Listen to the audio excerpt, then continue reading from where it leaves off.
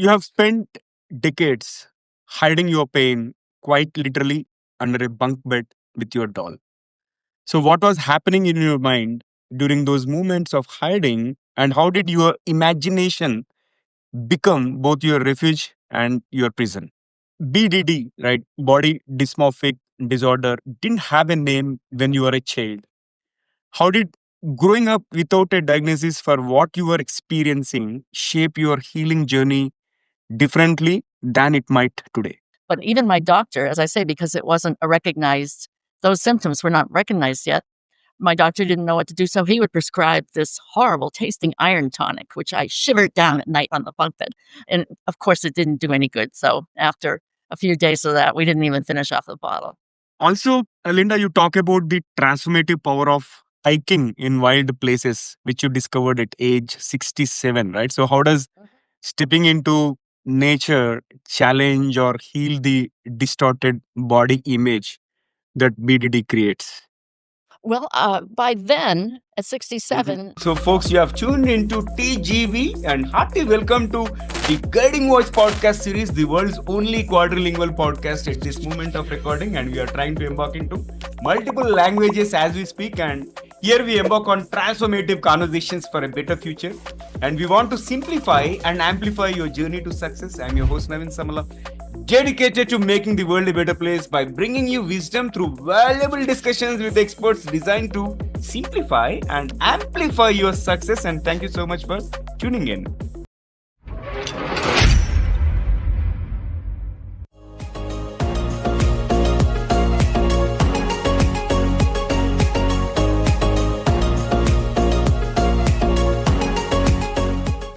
So, folks, welcome back to yet another episode of the Guiding Voice podcast series. And today we are joined by Linda Summersea. She's an author, educator, and mental health advocate. And her memoir, The Girl with the Black and Blue Doll, chronicles her childhood struggle with undiagnosed BDD, which stands for Body Dysmorphic Disorder in 1950s. Massachusetts, and her transformation through education as well as resilience. With a background as a teacher working with youth at risk and decades of lived experience navigating depression and shame, Linda now connects the dots between her pre-digital trauma and today's social media fueled teen mental health crisis. And at 67, she discovered the healing power of expedition, hiking across 4 continents, and uses her voice to help parents, educators, and the teens recognize warning signs they shouldn't ignore. So, Linda, I'm super excited to have you on the show. Hearty welcome to the Guiding Voice podcast series. How are you doing today? thank you. I'm doing great, and I'm very excited to be here. So, first things first, what can our audience expect from our conversation today, and why should they tune into our episode? Yes, our audience today will be getting clues as to how to recognize body dysmorphic disorder in teens or tweens, 11 to 21. And the thing is, everybody, who's Mhm. listening or watching has somebody in their life, whether parents, teachers, aunts, uncles, coaches, religious personnel, that sort of thing. Everyone has someone that age. So you can come across this without even realizing it. And something as subtle as being a quiet kid can actually be the beginning of withdrawing. Wonderful. So, folks, today we are going to delve into a conversation on the topic at hand, the girl with the black and blue doll, unmasking BDD and the teen mental health crisis with Linda Summersea. But before we get started, here is an exciting twist. As always, let us tickle our guest brain first. So, Linda, get ready for a rapid fire round of Yes. random words. I'll mention a few, and I would love to hear the first thing that comes to your mind in response without thinking much. And if you're ready, let's get started. Okay. Okay, my first word is curiosity. Kill the cat. Invention. Invention. Necessity is the mother of invention. Future.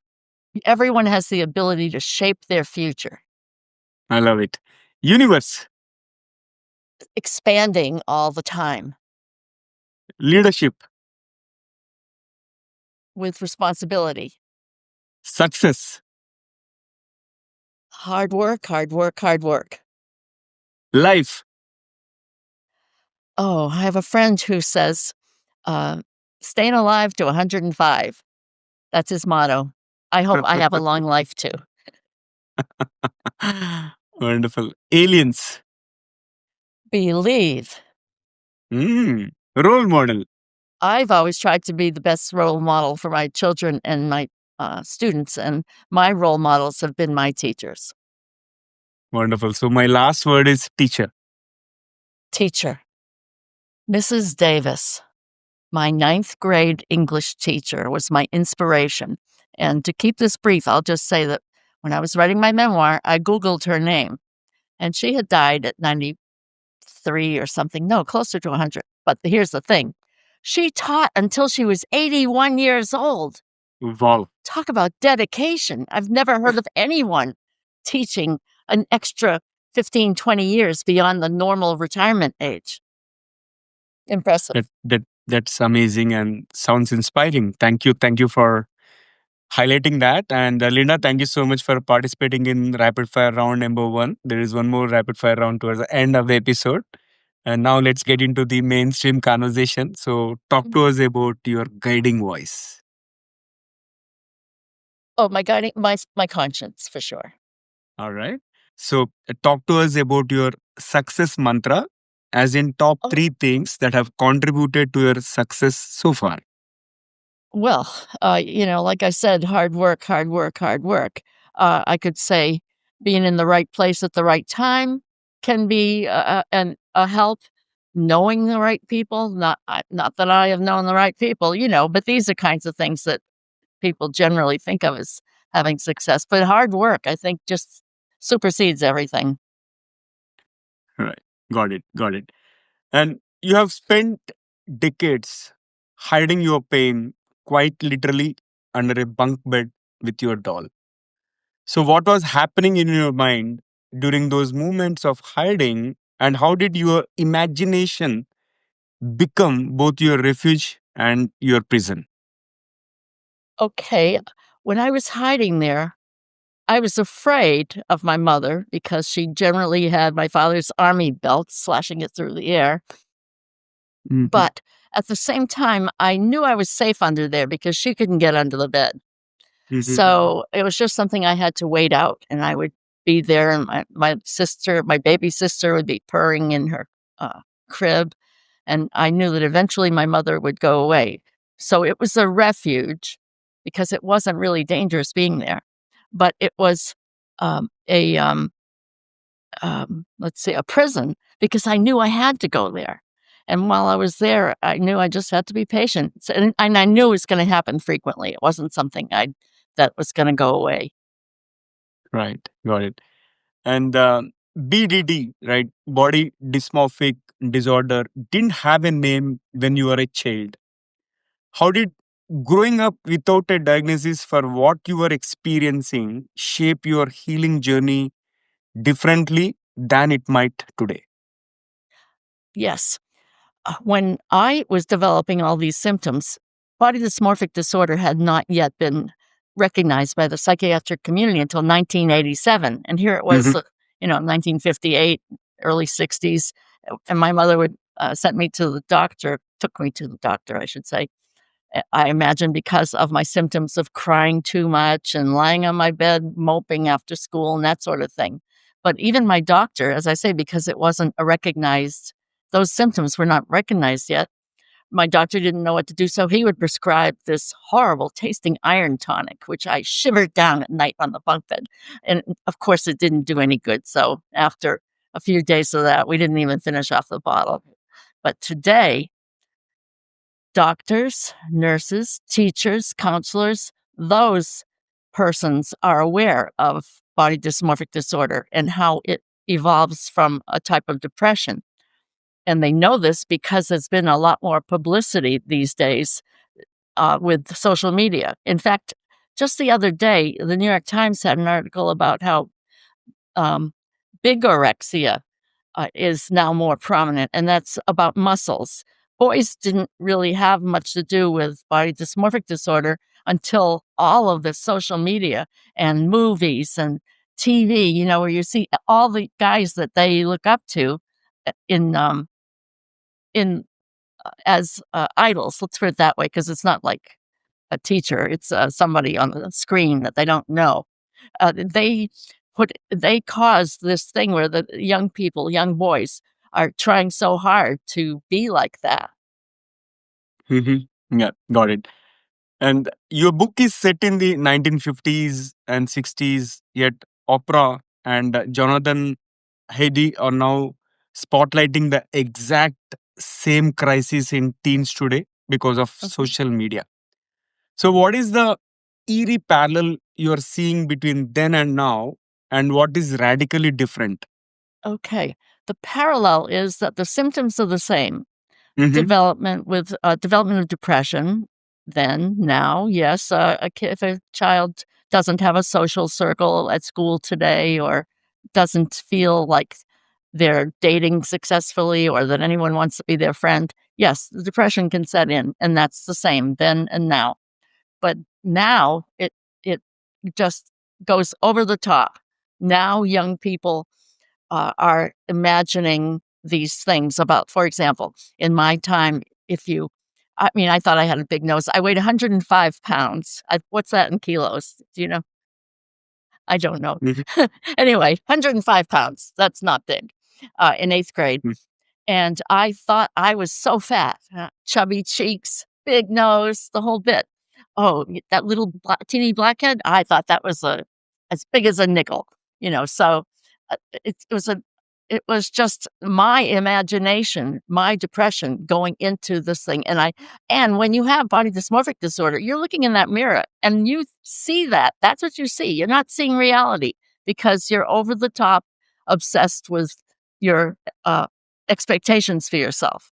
Now, today, uh, young people, if they're going to develop that, and many more of them are, because they see young women on social media with lots of makeup, professional makeup, nice hair, everything's done just right.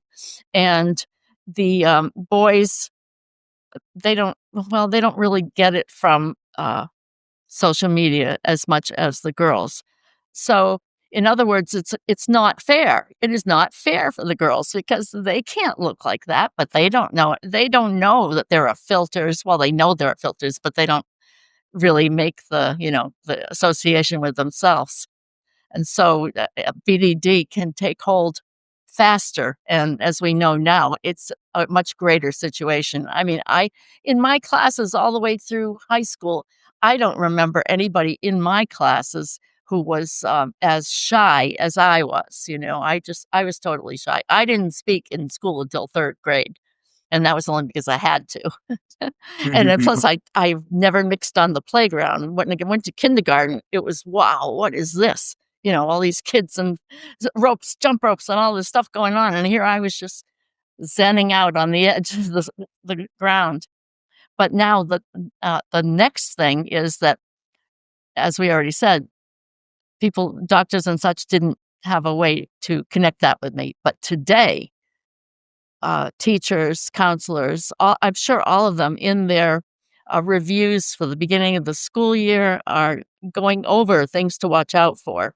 And so they're tuned in. If they're any kind of teacher or counselor, they're tuned in to looking for these things so that they can get a young person involved in talk therapy. Yeah. Talk therapy is the best way for Mhm, this. mhm. No Yeah, pill is going to stop the way you think about yourself. got it, got it. And you describe being parentified far too young. And for parents who are tuning into this episode right now, what is the line between giving children responsibility and stealing their childhood? How do you recognize when you have crossed it? Yes.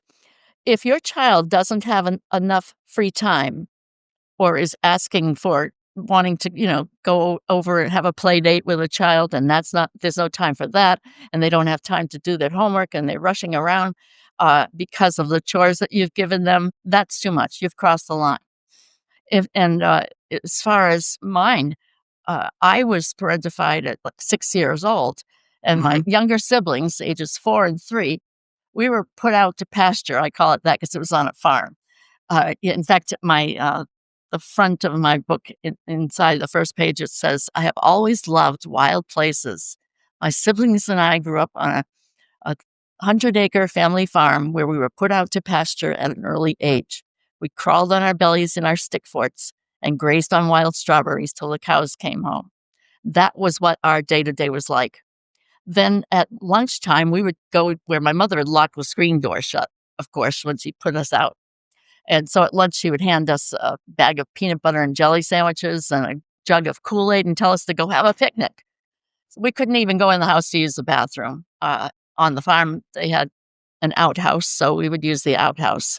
And when we saw my father's car coming down the driveway, that meant that we could come in. As we got older, my mother had a fourth child. So there were my sister and I, my brother, who never had to do anything except feed the pigs and go off with his 22 shotgun. I mean, in those days, 22 rifle. In those days, shooting was something that you would do, shooting cans on the farm and such. I even me, I learned to shoot cans on the farm at like 9 years old. But after that, I never shot another gun after age 9. Nope, Mm-hmm. nada. So, where was I? I was talking about the free time. And at age 12, my mother went back to work after having this baby. And every day, she literally, as I came in the door from school, she handed me the baby and then she went running off to work. And my sister and I had to vacuum and clean. I had to cook supper every single night. We had to take care of the baby. And my mother had this 1940s attitude, and you do not pick up a child, a baby, a young infant or toddler when they cry because that'll make them cry more. And if he dirtied his diaper, we were supposed to spank him, all these horrible things that we had to do. And so, okay, so naturally the thing you think is, well, what was she doing all day? She was watching TV and smoking cigarettes. She could have peeled those potatoes. She could have made a meatloaf and just said, turn on the oven, hon, something like that. But Mummy was not like that. And hopefully your viewers are not like that. But you can see how, in my case, it was way over the top. So anyway, it's just a matter of making sure that your child has, playtime, uh, and doesn't feel pressured that they got to hurry up before it's bedtime. I think I dug in a little too deep on that, but you get the drift. Yep. Thank you for sharing that so candidly. And in your memoir, you write about emotional shackles and survival, right? So, what is one moment in your story where you realized you were surviving instead of living, and what has changed? Well, I think that when I was about 13 is when I reached my lowest ebb, and Mm-hmm. that caused me to act out. And I knew there was unfairness, so I would have arguments with my mother and my father, and I'd get sent to my room. So there was a lot of shouting on the part of both sides. That was the lowest ebb where I realized, it shouldn't be like this. Mm-hmm. Yeah, got it. And what is the most dangerous warning sign of BDD or teen depression that parents and educators consistently overlook and the one nobody talks about? Let's see. Well, I'll say the most dangerous one, and that's Chat GPT, Mm-hmm. because as we know, young people are using it more. Yeah. AI is out there and it's not going anywhere. So while they're doing some kind of research or whatever on AI, on ChatGPT, they're also thinking that they're getting the idea that this um, persona, this invisible persona, who is they're thinking it's like a friend, and so they're vulnerable to things that ChatGPT says to them. especially if emotions are mentioned. And as we know now, it can have disastrous results, even something like suicide.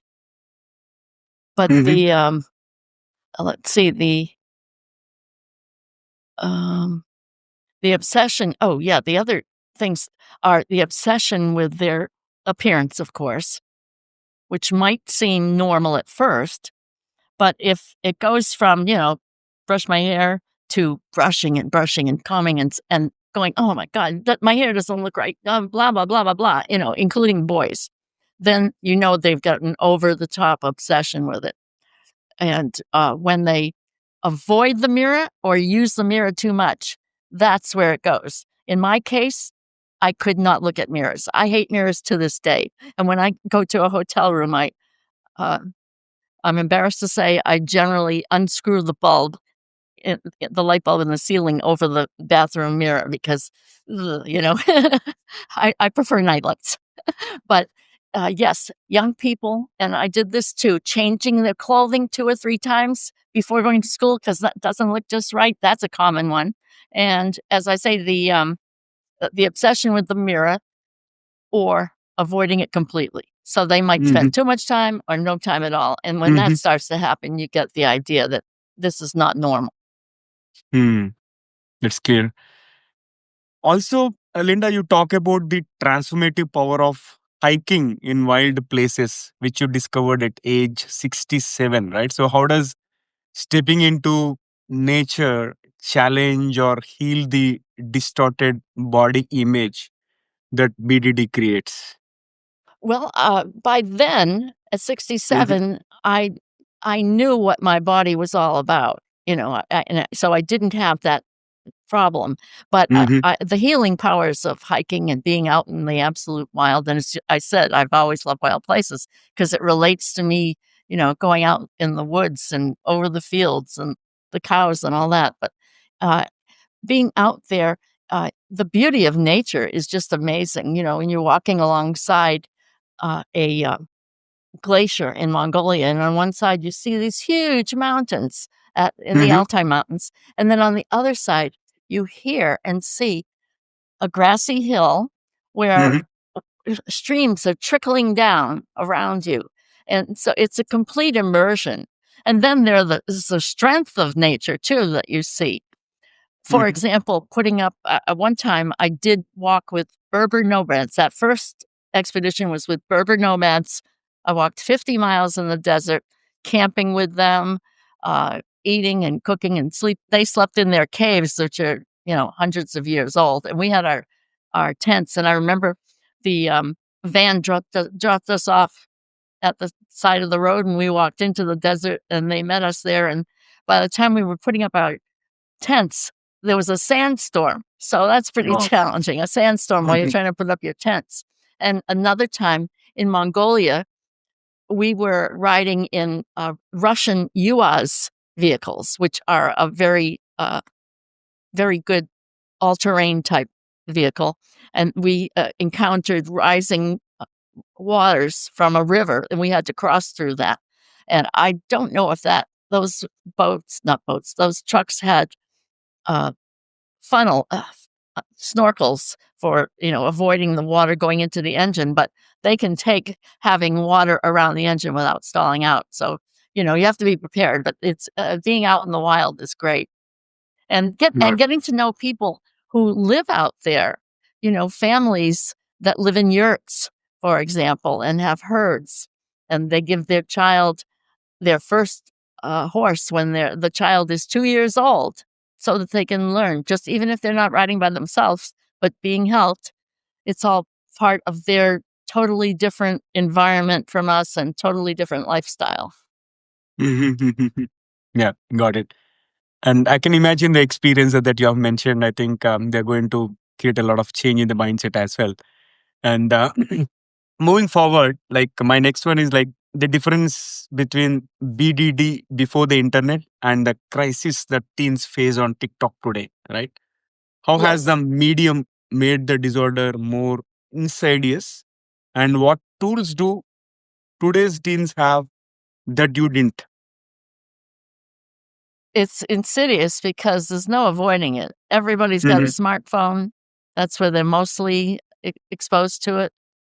I personally have never been on TikTok mhm, because I was concerned about the source and, uh, whatever, all being, having my laptop, invaded by something from TikTok. I don't know. There's all these things that people say. So anyway, I never had, well, of course, I never had any influence from anything. I mean, we had the telephone downstairs in my grandmother's hallway because we lived in a farm, 2 stories. So, and, you know, number please. There wasn't even a dial or a dial tone. She could just hear when you picked up the phone. So there was nothing there. And I didn't talk on the phone at all. But young people today, as I said earlier, when in the beginning, I guess I went into this a bit about how uh, it's unavoidable, and so it's the responsibility of those who are in contact with children, parents, teachers, counselors, and anyone who's in a authority as an authority figure, like the head of a club, or Girl Scouts or Boy Scouts, Girl Guides, and I forget what you call the boy part, but anyway, all of that. It's their responsibility to be alert to anyone who seems to be uh, acting uh, obsessed with negativity. Is the thing, negativity. And again, it's not something to be avoided. It's real to that child, that teen. When they look in the mirror, they see something that's not there. And that's why a lot of times you see poor posture, slouching when they're walking, stuff like that. They don't want to be seen. mhm, mhm. Got it. And this is one of the, I would say, disorders, or one of the things which is not spoken much. And you have made it very clear to me. And this conversation has been incredible and quite insightful. And it's time for us to add some more spice and excitement to the episode, which means it brings us to the second rapid fire round. And if you are ready, let's get started. Okay. Okay, my first bullet is, if you could have one gigantic billboard anywhere with anything on it, what would it say? Hug someone today. I love it, My Linda. parents my parents never hugged us kids, not Mm-hmm, once during their entire lifetime. Not mm-hmm, mm-hmm. even when, we had children. They didn't do any hugging, never hugged us, but, Sad to that hear was that. just a philosophy. Yeah, sad to hear that. And can you describe yourself in just one word? Survivor. If BDD had a villain, who or what would it be? Clearly, the internet, yeah, the internet, for sure. Mm-hmm. Yeah. And at 67, you discovered hiking. So, what would teenage Linda think of climbing mountains in Kazakhstan? Oh, she would love it. She would love it. We had this one pointy hill, I'll call it a hill, but Hmm. because it was all rough rock and stuff, it looked like a mini mountain. And we used to love to climb up that, and, just on a farm in New England, in Massachusetts, in the US, having 100 acres generally had a lot of different types of terrain, the pond for the Hmm. ducks and all these different things. So, we experienced all these different microclimates. And I remember when I was, telling you about the water coming down on the hills, trickling and making that babbling noise in opposite the glacier. That clearly reminded me of our orchards because as the snow melted and the snow level dropped, the slanted terrain of the orchard would develop all these little riverlets with water coming in. I even as a young child, like when I was 6 or 7, I would pick up, Hmm. a leaf, like an apple leaf that was on the ground there, and there would be my little boats, and I'd bring them to the top and put them in and watch them as they wiggled through the water all the way to the bottom, and then I'd do it again. Oh, I was going to say, yeah, like the girl would have loved being there if she had known about that, had that opportunity. Nice. Very nice. And would you trade your painful childhood for a perfect one if you could? I would. I would. Mm-hmm. I definitely uh, the farm was the place where I was became vulnerable. But if I were on TikTok, it would have gone much faster, and my BDD would have been a real, just as much of a mess. So Yeah, yeah, fair enough. it would be nice to have had. Oh, I know what I was going to say about that too. Uh, if I had had we'll call it normal childhood with hugs and without overwhelming chores, I would have probably developed creativity. No, I did develop creativity more because I always had to find solutions to things. Mm-hmm. And so if life was easy, then I wouldn't have to do that. It's like being left-handed. I'm left-handed. Yeah. And Mm-hmm. my sister and one of my brothers are left-handed. And Mm-hmm. left-handed people have to learn to do things differently because life is made for right-handed people, in terms of, all kinds of tools, things like that. Right. Yeah, got it. And I know partial answer to this, but still I'm asking. TikTok or the 1950s farm, which would break a vulnerable teen faster? What would break faster? The TikTok would break you faster, for sure. Okay. Yeah, I Yeah, guess it's so. That's why I said I know this yeah. answer. And finish this. Okay. The world needs fewer dash and more dash. Uh, fewer, mm, haters. Fewer Mhm. haters and more lovers. Love it. And what do you wish every parent knew about their teen's inner world? They they need to know that teens have questions, lots of questions. Young people have questions. And so, uh, if they seem like they're, you know, holding something back. All along through their childhood, you need to make it clear that you're there for them. And if they have any kind of question, you'll answer it. My father's superpower was that he could make each of his children feel like they were the least loved. Mm-hmm. My Mm-hmm. mother, on the other hand, would when I asked her questions, especially after I learned to read, and there I was reading signs on the side of the road, and what's that? And what does that mean? She would always say, I don't know. She never ever answered my question. So you can imagine the frustration that builds up. And then finally, you give up and you stop asking questions because you know you're never going to get an answer. So, yes, Got it. know that young people have questions that uh, they may want to ask, but they feel shy about it or something that they're self-conscious about, Yeah, especially. that's a good one. And here comes the last one for the second rapid fire. What is one electronic gadget or a fantasy gadget that you'd like to see or invent yourself? Okay, now I had to think hard and many days about this, and it didn't even come to me until this morning, honestly. I wish that I could invent something that would make people smile back. Like it would go right here, it would be invisible. And I walk a couple miles a day, and it's generally on sidewalks. And I meet people passing all the time, and people are always looking down and they don't want to make eye contact. So it'd be great if there was something that would intrinsically relax people enough to look up and respond when I say good day or good morning. Most people do if I actually speak, but if you can tell somebody's absolutely not wanting any, contact, I don't say anything. But, the world would be a better place if people said good morning with a smile. Interesting. I love the idea. And after that amazing second rapid fire, let's flip back to the mainstream.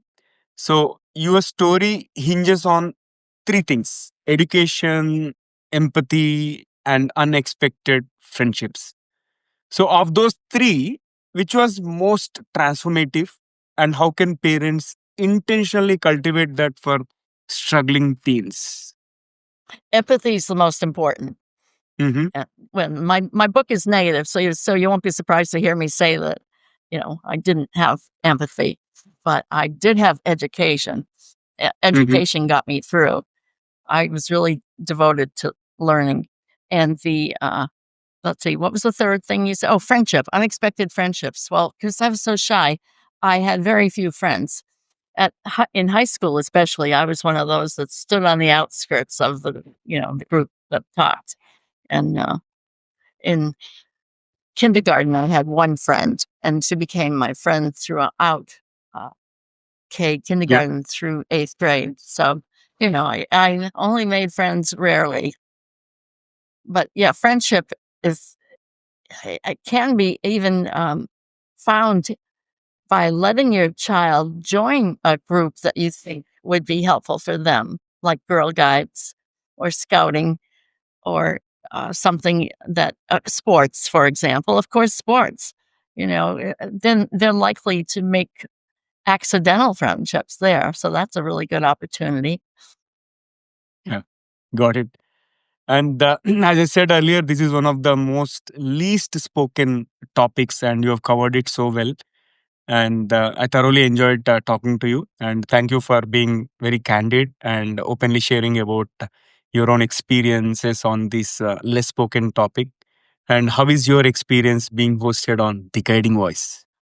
Oh, excellent, excellent, Naveen. I love it. It's excellent when a host anticipates what I need to think about and say. So, when you um, give me questions that have good answers, that if I dig for them, and so you're on the one side and I'm on the other, and it's really good because I have been doing quite a few of these talks, and I do in-person book talks, which I call Not Your Mother's Book Talk, because I like to make it interactive with the audience. For example, my book is about growing up with BDD and depression. If I read a chapter about how my father opened up my mother's Christmas gift and threw it across the room and said, "Piece of junk," which he did, ah, you're not going to feel like clapping, right?